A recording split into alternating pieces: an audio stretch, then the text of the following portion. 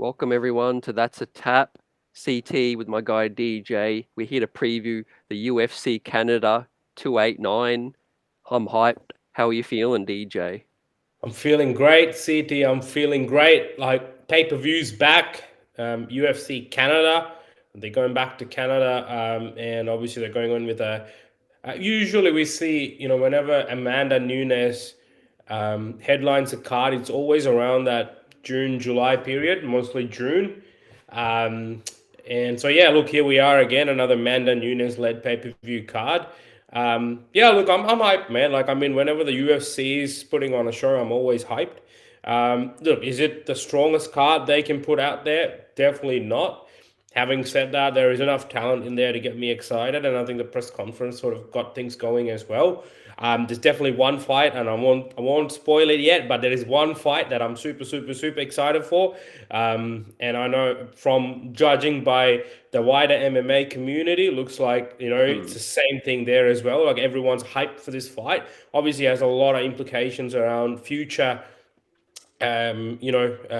steps, etc. So, look, let's get into the card, CD. Look, let's. What do you say? Should we start from the top? Most def. Yep. Right. So Amanda Nunes, the favorite, fighting Yeah, Aldana, who yeah, is a replacement fighter, if I'm not correct. correct. Yep. Yeah. Originally Um, Pena, who I'm Pena. assuming is going to fight the winner of this. She was quite Yeah. present at the Q&A. Yes, absolutely. She was there with Valentina Shevchenko. They got all the ladies up there. Yeah, look, I Yep. mean, man, the dream fight was Amanda Nunes and Valentina Shevchenko. Obviously, that didn't work out purely based on Yep. how Valentina's last fight played out. And, Alexa Grasso, obviously a deserving champion, Yep. beating Valentina well and truly. And very decisively with that submission. So, obviously, she doesn't have a belt at the moment, so that fight doesn't really make sense given they've fought twice. Originally scheduled to be uh, Amanda Nunes versus Juliana Pena, and then Pena suffered a Mm. broken rib. I had to pull out. Hope Yep. she's feeling better or getting well. Seems like she's in good spirits in the media conference. I would say, not the Yep. press conference, and obviously taking some shots at Amanda as well because she definitely wants that fight. Hey, look, to be honest, right? I don't know if I'm gonna be put into the minority here, but compared to what it was originally, which was Amanda Nunes versus Juliana Pena 3, and when that got changed to Amanda Nunes versus Irene Aldana, I was actually more excited. I just thought it was a better fight. And this is nothing to take away from Juliana Pena. I think she definitely got a sensational victory over Amanda Nunes, again, submitting her. No questions there, right? But then the way Amanda Nunes came back in that second fight, and then I just felt that whole fight there was no answers from Juliana Pena for Yep. anything that Amanda Nunes had. Right, it was just a one side domination, and I just feel like I just didn't have enough excitement to see the third fight. I mean, how different could it be, right?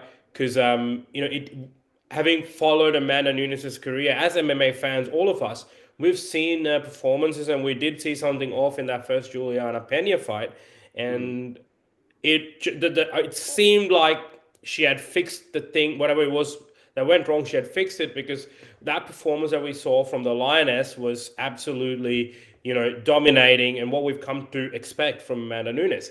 On the Mm. other hand, we've got Irene Aldana, who's actually an extremely talented striker, comes from the same camp as Alexa Grasso. It seems like the time of the Mexicans, right? We got Brandon Moreno cementing himself as the undisputed flyweight champ. We got Yair Rodriguez as the Yep. interim champ, about to take on our very own Volkanovski for the unification bout. We've also got Alexa Grasso, another Mexican champ, and now Aldana, looks to be wants to become the fourth Mexican champ in that group. Look, she's extremely talented, man. Like her striking is next level. If you go look at some of her fights, it's very crisp and it lands pretty. You know, the way she sets those strikes up, and then the way she goes about business, she's really good. She's extremely well rounded as well in terms of her grappling Yep. expertise. So I think she's a tough opponent for Amanda as opposed to look. I could be completely wrong, and Amanda could just go run through her in the first round. But I'm expecting a better fight. I'm expecting actually a competitive fight, to be honest. What about you? Yeah, look, there's that feeling that I share with you in terms of a new matchup. It's more Right, exciting, you a know. fresher Having matchup. said Yeah. that, I feel like we'll probably see the Pena Oh, Nunes third trilogy if Nunes was to be successful. But hmm. yeah, for now, I'm happy we got a different style. Um, Aldana, very dangerous, like you said, on the come up. Looking forward to it. You know, main event. The Yeah. fans in Canada finally return, get treated to this. The favorite obviously is Amanda, the Lioness Nunes, $1.30 on Sportsbet. Aldana is 3.35. So, what do you think? Is it that one-sided, or you know, like, what are your chances of seeing an upset? I look. I'm not. Look, a man is Amanda Nunes the favorite? Absolutely. Is she a clear favorite? Absolutely.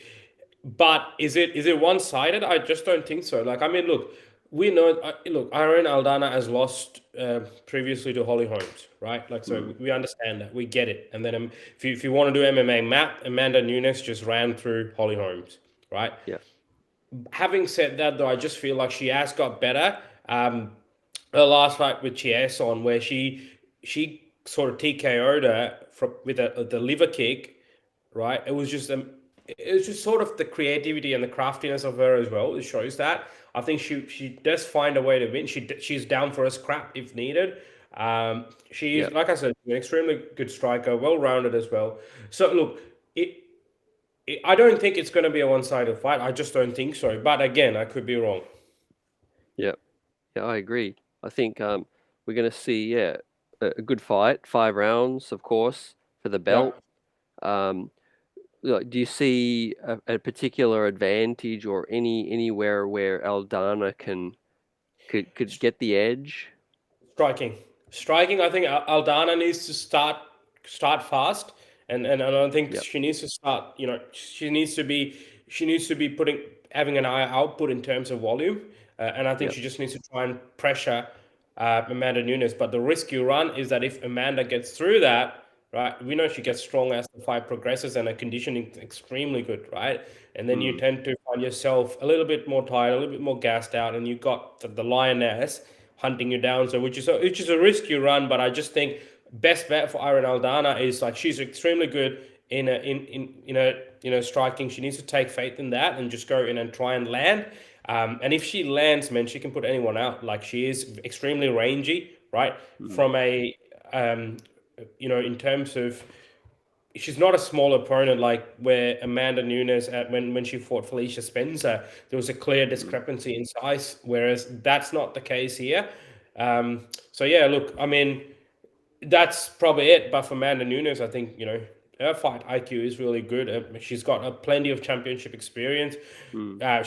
She's a proven, tested champion. She took a loss, came back, and dominated in a comeback and reclaimed that title. Currently, she's the only double champ at the moment, isn't she? Yeah, correct. She's the Yeah, only double champ at the moment in the UFC, and I think she doesn't get enough credit because of how dominating she is, and obviously because also the depth of those divisions where she fights, right? Like I mean, but it is what it is. You cannot use those reasons to take away from the fact that Amanda Nunes is actually really really good. yep, very well deserving. And prediction time for me, I Drop it, think man. Drop. Amanda. Yeah, I think I could see this maybe going the distance, Yeah, but Amanda probably wins 4 rounds to one. yeah. Oh man, look, I know I You? said all these things, right? My prediction, I think Amanda Nunes by TKO within 2 rounds. That's what I'm expecting. Okay. I All mean, right. look, like I Yeah. said, Aldana is really good, right? And she's gonna put up a fight. And but I just think Amanda Nunes is too good. I think she's a championship Mm. experience will come into play, and I think she'll find a way to get through through the early pressure, the early onslaught, and get in there and get the job done. So I'm expecting a TKO within the first 2 rounds. Let's see. Yep, let's see. I think Nunes is aging though, so I could see with every fight I've noticed more and more, not necessarily that she's losing it, but more vulnerable than what we've been used to seeing. Yeah, yeah, and then also the question. There's a lot of question that when we saw in all of her media day interviews, the question that got asked the most was, "What drives you still? You've gone and Mm, done everything you can, right? You've beaten the who's and who's of these division, right? You mm, name a fighter, you name a female fighter in the UFC or outside the UFC. Example Chris Cyborg. She's beaten them. She's fought them. She's beaten them. She's beaten the great Ronda Rousey. She's got a resume as unmatched, right? She's beaten mm, Valentina Shevchenko, right? She's beaten everyone, right? Obviously, there's a new crop of fighters coming, but it doesn't like if she were to go and put Aldana out as well, like it just kind of she's just cleared the entire division and all the newcomers, right? We know that we spoke about it just before briefly that Juliana Pena will likely get the winner, right? She's going to come back, and especially given not a being a shallow division, right? It's not going to be too hard for her to get that shot straight away. After that, the winner will fight her. But yeah, man, like I mean, I wouldn't be surprised if we see her walk away as well. Like, I mean, like Dana says, she's made a lot of money as well. Like, she's yep, cemented a legacy, right? She's got an opportunity to go out on top, right? For me, this, right? CD, I always tell you this. Yeah, look, I love an undefeated record. Like, it's nice. It's very rare. It's a unicorn in the world of combat sports. But that's something that I like a lot more than an undefeated record is how you take a loss and how you come back and how you respond.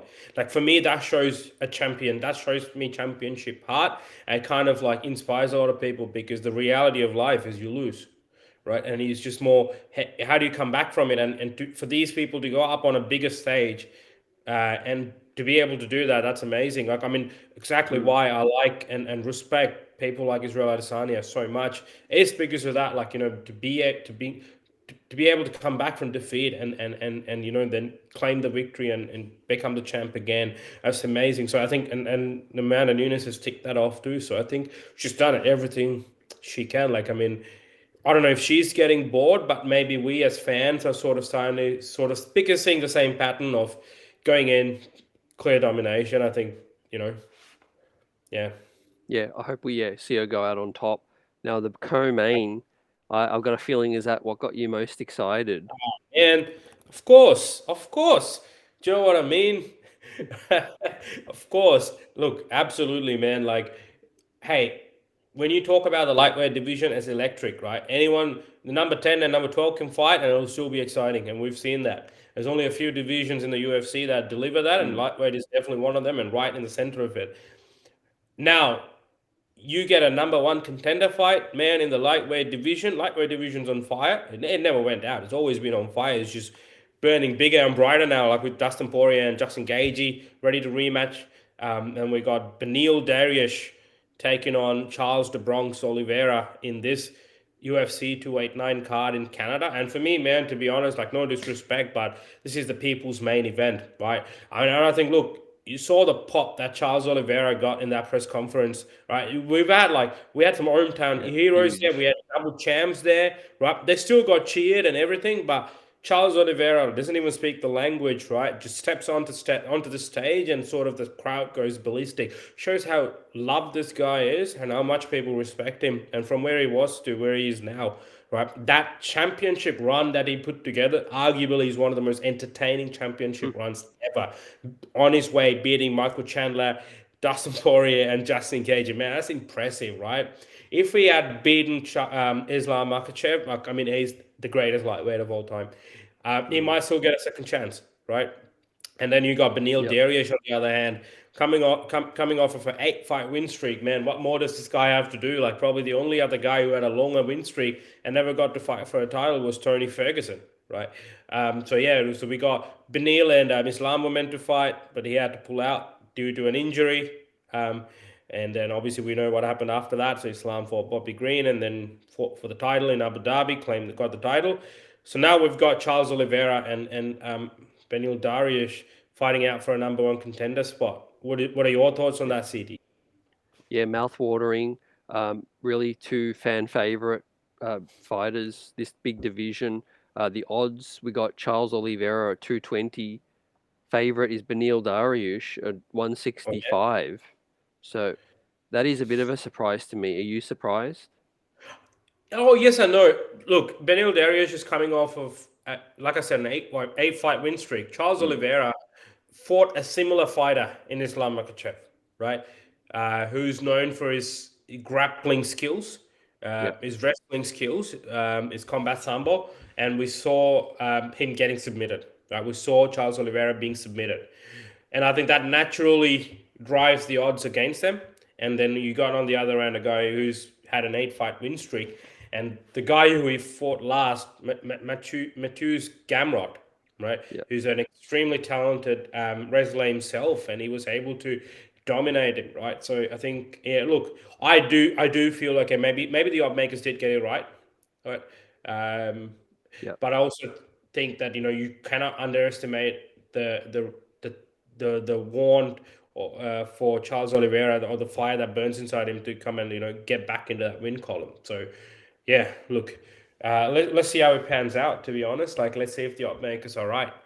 But hey, can I ask you Mm. this? What about this fight excites you the most? I think I got to say, what's at stake? I Hmm. think, like you said, they're both at a very kind of senior point in their careers, and Yeah. I think we know what's at stake, man. DJ Charles Oliveira, obviously, came off a pretty a loss that surprised some people the way it happened. Um, a guy who was so dominant, running through Gaethje, running through people, to Hmm. lose so easily to Islam kind of made him look real vulnerable. So I'm really curious to see how he bounces back. Um, but Benil, obviously a fan favorite in terms of is he the real deal? So Hmm. that's kind of both edges has really got me excited. What about you? Yeah, man. Like I think the pure skill set of both these fighters, I Mm, think that excites me the most, right? Charles Oliveira's jiu-jitsu is well known, right? yeah. The way he fights off his back, the way he's able to, get into certain positions and capitalize on them. We saw that with the Dustin Poirier fight, the Justin Gaethje fight, where he submitted them. And there's this thing where they say, "Don't get Charles Oliveira on your back, and you're done." Right? The only guy to survive that was Michael Chandler, who decided to slam him while he was on his back. But and then on the other hand, you got Benil Darius, who's arguably there's never been a person more deserving to fight for a title. He's fought everyone who's been put in front of him. He said yes to every single thing, every single fight the UFC's asked for.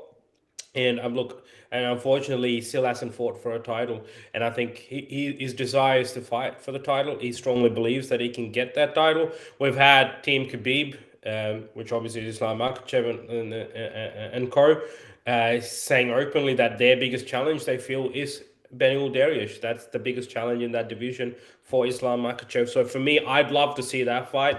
But then again, I also would love to see Oliveira fight for the title again as well, purely because of how entertaining he is. And I do Mm, honestly, I am I wasn't always a big fan, purely because I think there was a lot of injuries and all these kind of things, weight cut issues. But since that win streak that he had on, and since taking on people like Tony Ferguson, that Kevin Lee, that resurgence started there, and mm. he's been entertaining. He's been a true champ, and he's been delivering, man. So like, it's a tough fight. It's one of those rare fights. I just don't want either guy to lose, right? Um, Well, because how with much does yeah, how yeah, much does that push? How much does that push the other guy back? Like, we know that the UFC sometimes play favorites, and it for some unknown reason they don't seem to want Darius to fight for a title. Maybe they deem him not as marketable, which I completely disagree. And then on the other end, you've got Charles Oliveira, who's lost once to the current champ. And if he were to lose again to Benil Darius, how much does that push him back down? And will he be mm, able to go fight for another title? Will he be able to get another title shot? And then if Benil were to lose, will he be then reconsider for a title shot? How many more wins will he have to rack up? Because the first one, he's on fight win streak, and they're still not guaranteeing a title shot for him if he wins. So it's interesting, right? yeah, Um, definitely. Yeah, so interesting. But what was your observations from the press conference? Did you pick up on anything between this, any observation, and Not after that, among these your fighters, prediction? man. Like, not really, nothing much from these two fighters. They were calm, composed. I think they're very well Mm, prepared. They're very the way both of them speak, they're very they have extreme confidence in their skills, which rightfully so. But outside of that, I just didn't. I couldn't pick up anything. There was no okay. animosity. They obviously respect each other. We've seen that in the embedded episodes where they do come across each other and they show a lot Mm. of respect. Yeah, So look at yeah, that I don't face think. off. It's very Yeah, oh subdued. look, Charles Oliveira's face-offs are always intense, right? But Charles Oliveira is someone who fights with the utmost respect, right? He shows the utmost respect to his opponents wherever it is, right? We see him one of those rare fighters who, as soon as he enters the cage, he first goes to the opposition team. If he's the, last one to enter, to greet them before he goes to his corner. So we don't really see that happening in the UFC. So I think and Benil Darius has always been respectful man. Like so, I just don't think. I think they're just well prepared. We're gonna get an extremely great, high level display of skills, which is what I believe. If both of them have been prepared and they haven't been drained from their weight cuts, I think the ceremonial weigh-ins they both seem to be in good spirits, which is good. They both made weight, which is great as well. So yeah, look, I'm expecting and looking forward to a great show, right? So yeah, Mhm. I mean, I guess what's next? It's predictions, isn't it? Yeah. That what are we going with, CT? Look, for me, it's got to be. I gotta stick with Oliveira. Yeah, I'm gonna stick with Oliveira. I think the uh, the speed, um, the all round game is gonna prevail, um, and I think it's probably gonna go the distance though. So, yeah. what do you think? Yeah, it's interesting. It's a three-round fight, and Benil Dariush made a very interesting comment, which again was absolutely correct. Which is, well, it doesn't matter if it's 5 rounds or 3 rounds. Charles Oliveira's fights don't go that long. He either wins or he gets Yeah, finished. Like that exactly. because they're entertaining. Yeah, But funny you say this because I do also feel that this will go the distance. And yeah. 'cause the last Okay. time we saw Oliveira go the distance was against Tony Ferguson, and I think Darius obviously the last time went the distance. Um, so I think it does go the distance purely because of how well matched, evenly matched they are with their skill set. Yep. It's a tough prediction, man. Like I mean, I love Oliveira, right? I love Oliveira, but I also want to see Darius fight for a title as well, given how much Okay. Yep. he's put into this. But look, hey, I'm gonna take all my likes aside, and I'm gonna take off my fan hat, and just from a sort of skill set perspective, and again coming down to I guess championship experience, I'm just gonna say, and Charles Oliveira, obviously, it took that loss to heart. It seems against Islam, and he wants that back. He's been talking about that a lot. There's been a lot of fire whenever he says like, "I want to get that back." So I think that's going to drive him. That's going to Yep. drive him. What's interesting is obviously on the other side of it, you've got another guy who's driven by his own fire of wanting to realize the UFC championship, right? So yeah, but I think just Charles Oliveira edges it. That's what I feel. Okay. Yeah, we agree with that. And The then, what do bronze. you think of the rest coming up with Canada, a hometown man? Yeah, so Mike Mallott taking on Adam Fugit. Um, Look, I see why he's in the main card. Obviously, it's quite entertaining. Welterweight division, he's been knocking out people, right? And he's an extremely talented fighter as well. Mm. And they want to draw in on that Canadian crowd. And we saw he was getting a lot of cheers from the crowd, so pretty good to see. And I think, look, it's going to be a good fight. I think he'll get the job done as well. To be honest, Yep. Okay. Yeah. what about We you? obviously. Yeah, I'm going to predict. Yeah, the crowd and the excitement, the hype Yeah, train continues. yeah, And of course, we do have a pretty exciting prelim. Well, yeah. the rest of the main card, we got Dan 50K Ige Oh yeah, versus your Nate the man. yeah my guy Nate the Train Landwehr. Two Yeah. two of my guys. Yeah, the That's going to collision be clause, guys. fireworks to It's gonna be that. fireworks. It's gonna be collision. That's actually one of the. Yeah, That's actually a fight that I'm quite excited for in the main card. yeah. But That yeah, should look, open the main card, to be honest, but it's what's not. that?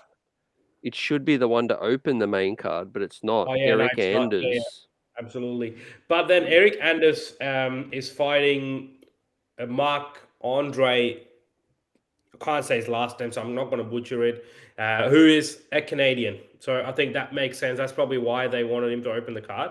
Yep. But yeah, man, Dan Ige, that fight's going to deliver. Nate Landwehr. There was some real fireworks flying in between them. There was some tension as well.